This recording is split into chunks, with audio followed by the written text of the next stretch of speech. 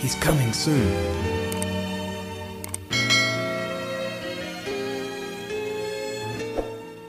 Shalom Aleichem.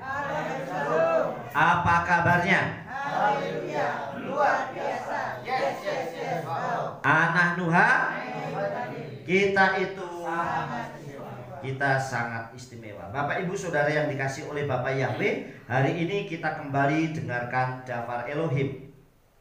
Hari ini yang saya beri judul yaitu komentator. Saya yakin Bapak Ibu Saudara yang dikasih oleh Bapak Yahweh sudah sering melihat atau menonton pertandingan, entah itu sepak bola, entah itu voli, atau itu bulu tangkis, atau itu petinju dan sebagainya, saudara.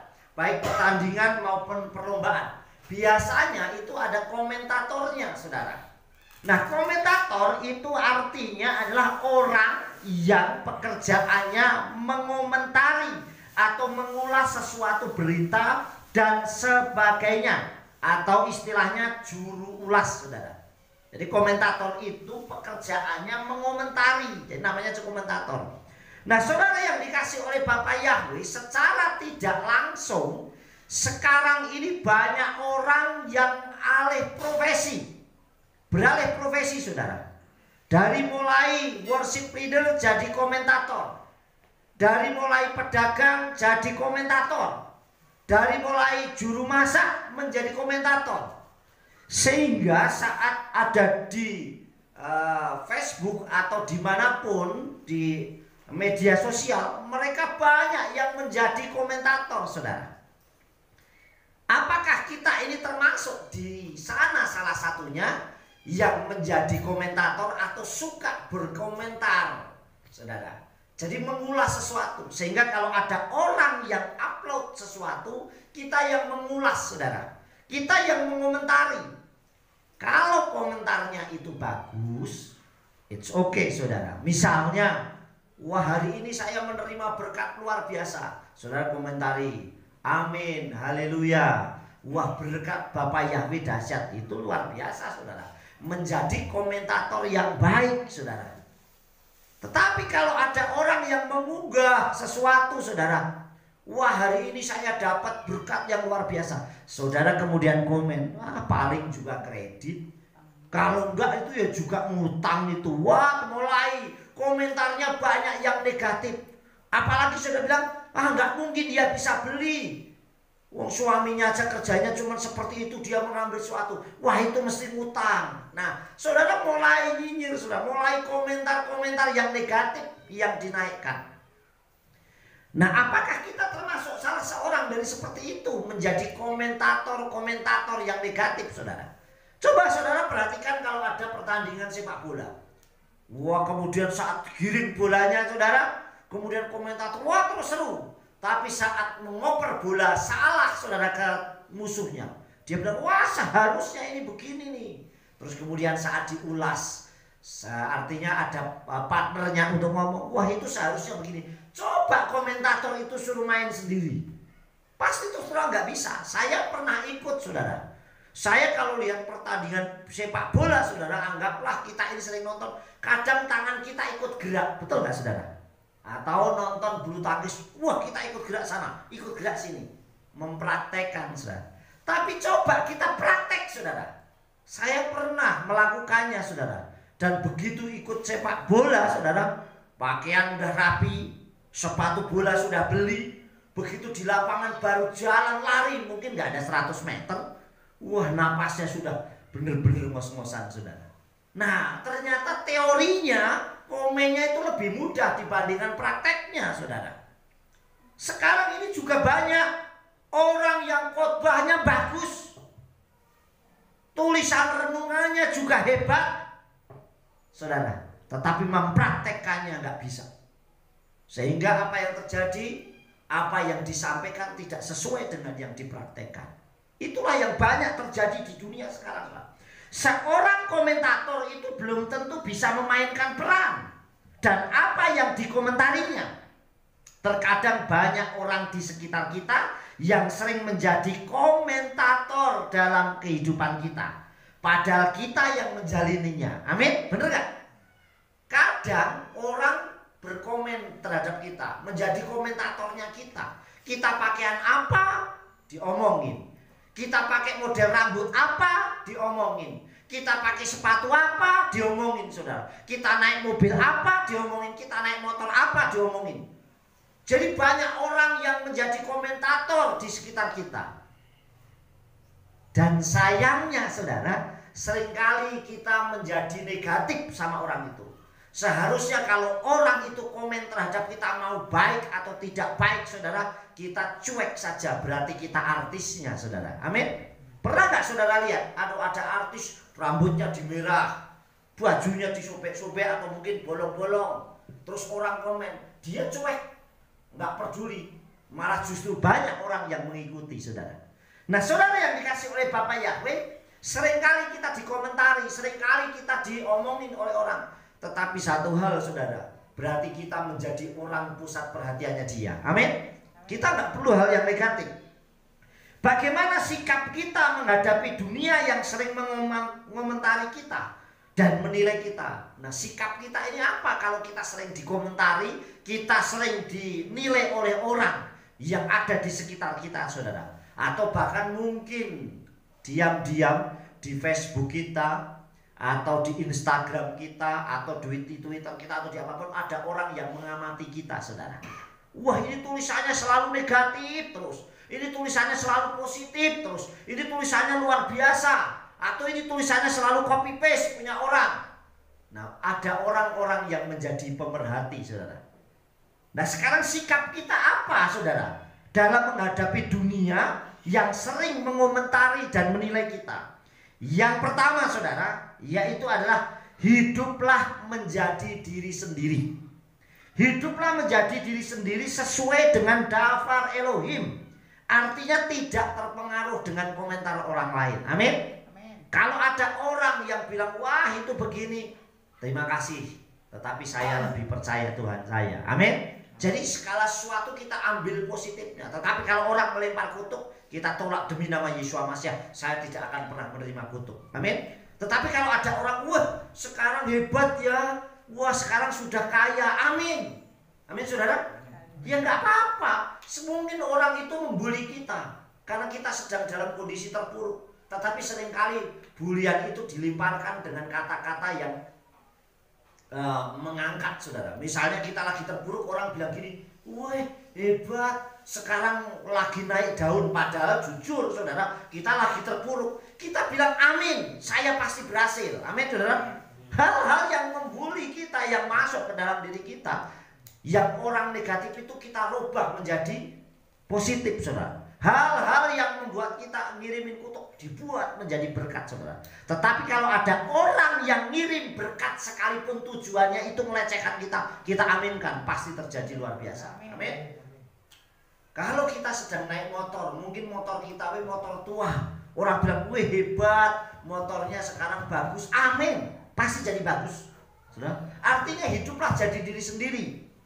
Hiduplah menjadi diri sendiri sesuai daftar Elohim. Yang jadi standar kita bukan orang lain. Yang jadi standar kita ini bukan omongan orang lain. Yang menjadi standar kita itu bukan penilaian orang lain, tetapi daftar Elohim atau firman Tuhan. Amin. Di dalam kitab Tehillim atau Mazmur pasal 119 ayatnya 25 dikatakan, saudara, dafgahlah afar nafsi kayeni kitfareka, yang artinya jiwaku melekat pada debu, biarlah aku kehidupan sesuai dengan firman-Mu. Artinya biarlah hidup kita itu sesuai dengan daftarnya saja. Tidak peduli dengan penilaian orang lain, saudara. Kadang orang nggak pernah tahu. Kadang saudara dikasih oleh Bapak Yahweh, saya selalu melakukan, menjalankan hal-hal yang saya mau sesuai dengan daftar Elohim saja, saudara. Ini yang pertama, hiduplah jangan jadi diri sendiri. Nggak perlu kita memaksakan diri mengikuti orang lain, karena kita akan sulit sendiri. Tetapi kalau kita jadi diri kita sendiri, biarkan orang lain yang mengikuti kita. Amin. Kalau mengikutinya positif kan luar biasa, saudara. Yang kedua, hiduplah apa adanya. Bukan hidup ada apanya, tetapi hiduplah apa adanya. Yang kedua, saudara. Jadi saudara, bagaimana kita menghadapi komentar orang lain atau kita dinilai orang lain? Hiduplah apa adanya sesuai kemampuan kita dan tidak memaksakan diri, saudara. Hiduplah apa adanya dan tidak perlu memaksakan diri. Artinya kita menjadi diri kita sendiri. Saya dulu ingat waktu awal saya pelayanan di sini, saudara. Saya dulu belum punya kendaraan apa-apa, jangankan punya mobil, motor saja tidak punya, saudara. Saya pindah dari Jakarta, saya masih ingat waktu saya masuk ke daerah Kopeng yang saya bawa kasur satu, lemari kecil satu. Masih ingat dulu? Istri saya masih ingat lemari kecil yang sekarang sampai di tempatnya Bargi, saudara. Itu lemari, bener-bener lemari, lemari kecil itu sama kasur yang sekarang gepeng-peng, saudara. Saudara, nggak ada apa-apa, tapi hiduplah seperti apa adanya, saudara. Jadi saudara yang kasih hidup apa adanya, nggak perlu memaksakan diri. Saudara yang dikasih oleh Tuhan. Kemudian sekali waktu saya masih ingat Pak Iman naruh mobil sedan. Masih ingat ya jemaat yang dulu yang awal-awal, ingat? Mas Slamet mungkin masih ingat, atau jemaat yang di Kasiran pasti ingat. Nampul mobil sedan waktu itu. Zaman dulu itu bensin masih 2.500 waktu itu, saudara. Tetapi saat pelayanan ke Salatiga, saudara, saya selalu naik bis. Karena waktu itu bis cuma Rp1.000, masih Rp1.000 sampai ke Salatiga. Waktu itu saya selalu naik bis. Saya ditanya, "Loh Pak, kok nggak dibawa mobil?" Kalau saya pakai buat beli bensin minimal 20.000. Kalau saya naik bis cuma 5.000 bisa pulang pergi. Hiduplah apa adanya, saudara.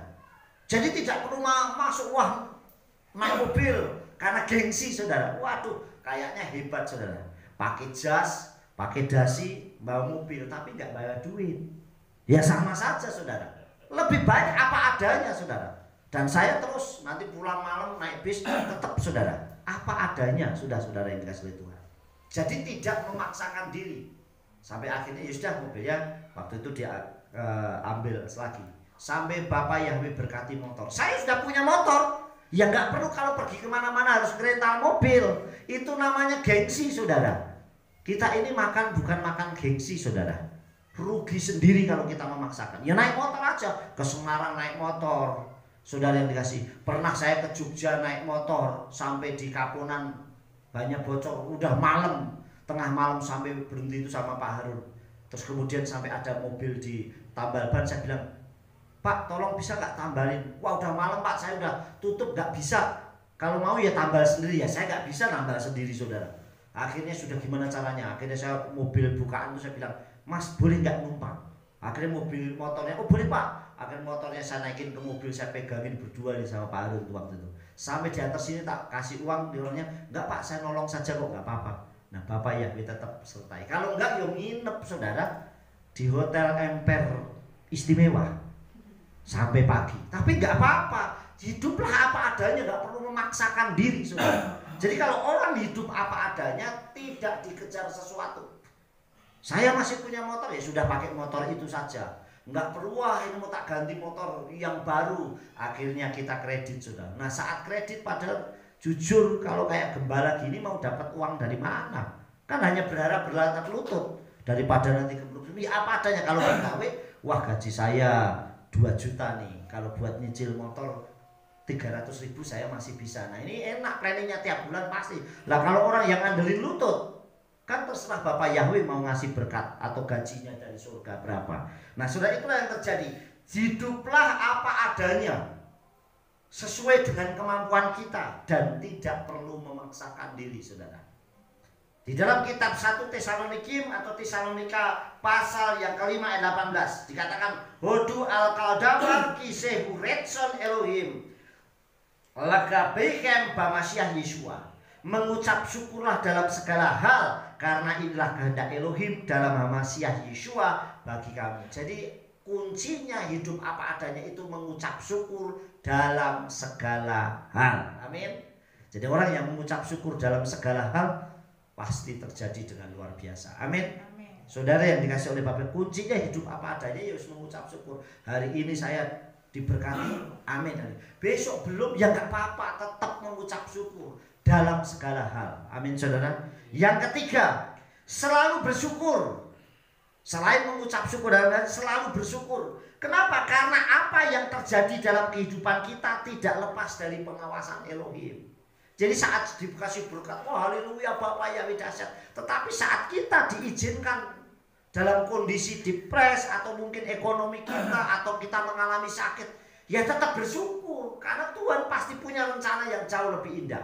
Amin. Punya rencana yang jauh lebih baik dari apapun, saudara yang dikasihi Tuhan. Di dalam kitab Tehillim atau Mazmur pasal 14 ayat 2 dikatakan Yahweh misamayim hishkib al bni Adam lirat yahayes maskil dires et Elohim, yang artinya Yahweh memandang ke bawah dari samayim, dari surga kepada anak-anak manusia untuk melihat apakah ada orang bijaksana yang mencari Elohim. Bisakah kita selalu bersyukur? Hidup bijaksana artinya hidup selalu bersyukur, tergantung kepada Tuhan, tergantung kepada Bapa Yahweh. Makanya kalau hidup kita itu tidak belajar bersyukur ya susah. Kemarin saya potong rambut, saudara. Habis layat saya bilang begini, kebetulan ketemu teman saya nih, rumahnya deket. Terus saya bilang, "No, bisa gak potong rambut Mas ke rumah?" "Ke rumah aja, aku lebih nyaman kalau di rumah sendiri." Ya gitu, tukang cukurnya panggilan. Dia itu setiap motong saya selalu bilang, "Met-met nih Mas, nyun pangapunten nih Mas." Saya bilang, "Nggak usah met-met, raja wae nak cukur kudu dipegang kepalanya." Ada nggak raja cukur nggak dipotong kepalanya, apa nggak dipegang kepalanya? Presiden pun, gubernur mesti dipegang kepalanya mau potong rambut, atau dari jarak jauh 1 meter. Potong rambut jaga jarak. Ya nggak rapi, saudara. Yang namanya potong rambut kita tetap pasti dipegang kepalanya. Sebenarnya nggak usah amit-amit terus kesuwen nanti. Ya setelah itu terus dia ngobrol, "Mas, saya lihat jenengan kok kama saya kok wajahnya kok lebih muda jenengan. Padahal jenengan lahir tahun berapa?" Gitu. Ngobrol-ngobrol saya. Sing penting ki sukacita terus, saya bilang begitu. Yang penting kita bersukacita terus. Kalau kita bersukacita, Bapak Yahweh pelihara kita kok. Amin. Artinya kita nggak keprosong, hidup itu semakin hari semakin kondisinya apapun tetap bersukacita di dalam Elohim. Tidak perlu memikirkan hal-hal yang berat, tidak perlu mikir. Yang kita pikirkan adalah bagaimana kita hidup di dalam Elohim. Amin. Sudah benar nggak hidup saya? Bagaimana kehidupan saya dan sebagainya.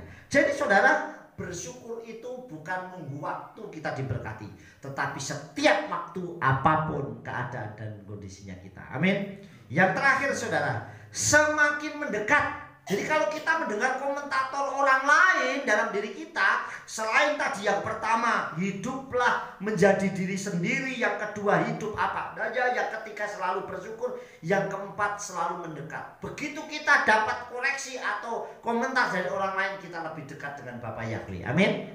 Kita lebih dekat dengan Elohim. Artinya kita semakin mendekat kepada Abba Yahweh besem Yeshua Masiah. Karena hanya pada Tuhanlah yang sanggup menolong dan selalu ada buat kita.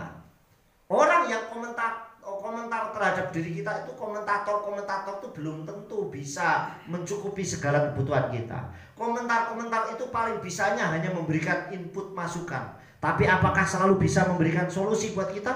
Belum tentu, saudara.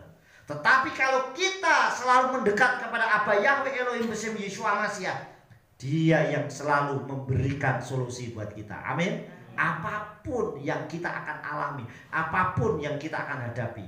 Makanya besok saya menyampaikan Davar Elohim melangkah pasti. Bagaimana supaya kita bisa melangkah pasti.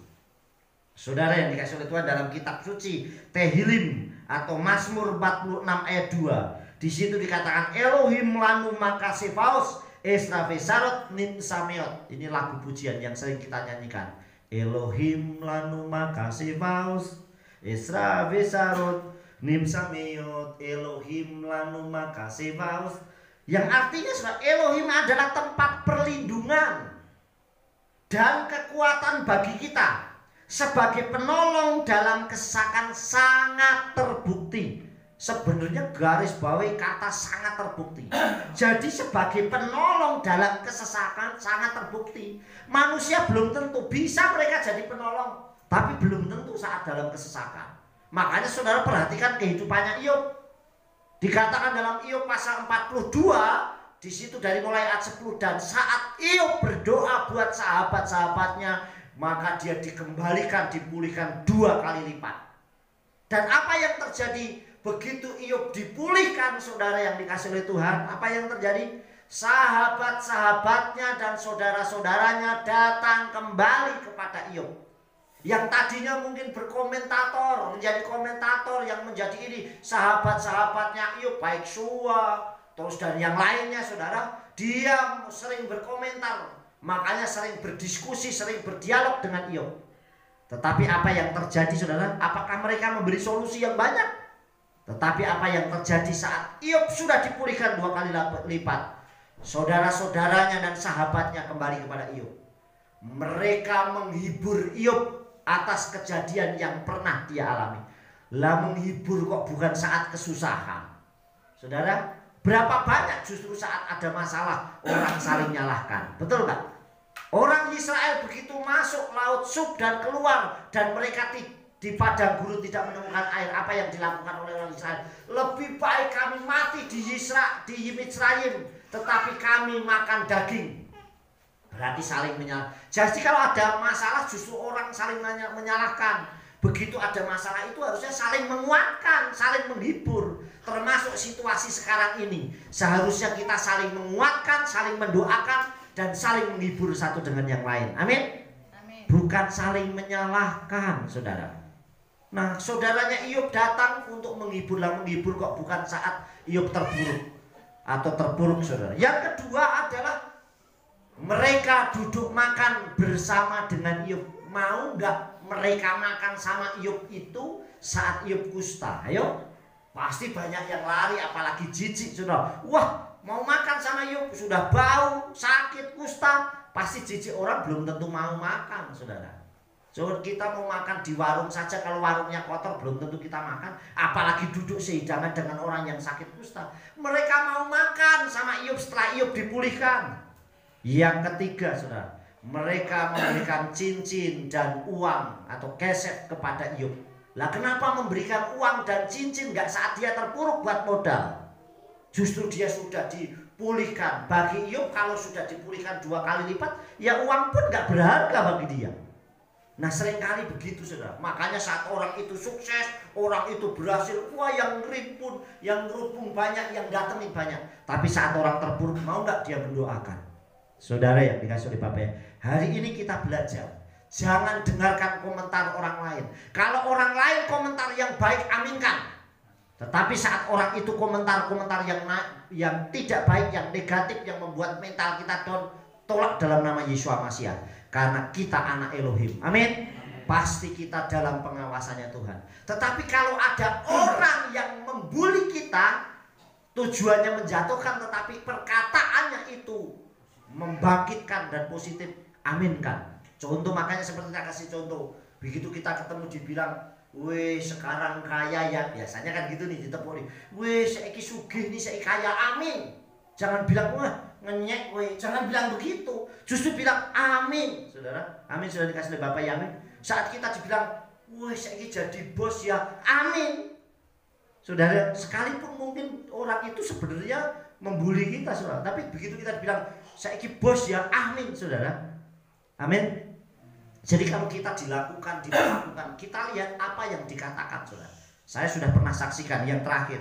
Dulu saya ingat waktu itu anak saya Riel, ya, waktu kelas 3 SMP kalau nggak salah, dia disuruh main musik di sekolahnya. Cuman karena hati saya nggak seret, yang disembah bukan Elohim saya bilang nggak usah ikut, saudara. Akhirnya karena dia lebih taat sama Elohim dan taat sama orang tuanya, dia nggak berangkat, saudara. Nah, waktu dia nggak berangkat, saudara, dikasih oleh Tuhan, akhirnya dihukumlah sama gurunya. Pantesan setiap hari dia nulis, tulisannya begini nih, kalau nggak salah ingatnya gini, Riel menjadi anak yang baik dan pintar atau gimana gitu. Tulisannya seperti itu, saudara. Kemudian saudara kasih, dia ngumpet setiap nulis, selalu pergi ke rumah adik saya situ. Saya nulis setiap itu, nulis selalu begitu. Saya pikir, nah kemudian waktu itu Mbak Yani bilang itu Riel itu dihukum itu, ditulis, akhirnya di buku itu ditulis. Saya sudah mau protes nih, sudah mau marah, saudara yang dikasih oleh Tuhan. Saya udah mau marah nih, nanti tak samperin gurunya nih. Saya waktu itu bilang gini, tak samperin gara-gara dia nggak mau main musik, nggak mau gitarin, karena saya nggak seret, karena dengan menyembah Tuhan yang lain yang tidak sesuai dengan imannya, Kok dia dihukum? Akhirnya saya datengin, dia ngumpet saudara, bukunya diumpetin. Tulisannya sudah banyak saudara, udah beberapa lembar di tulisannya. Kemudian saya lihat, waduh ini nanti saya akan bawa bukunya, tak temuin gurunya. Tapi begitu saya buka saudara, tulisannya Riel menjadi anak yang pintar. Ngapain saya marah? Tulisannya bagus. Lah kok nulis buku malah saya dukung.